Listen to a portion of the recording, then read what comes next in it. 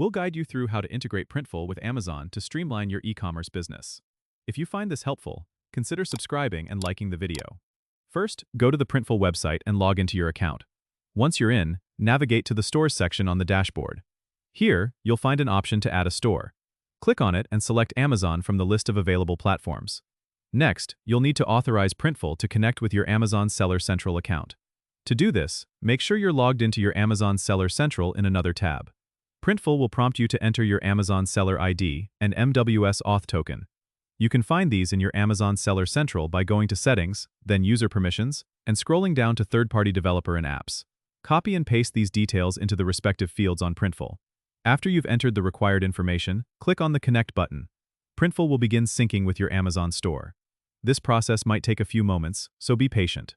Once the connection is established, you'll see your Amazon store listed in the Printful dashboard under Stores. Now, you can start adding products to your Amazon store directly from Printful. Simply select the products you want to sell, customize them as needed, and publish them to your Amazon store.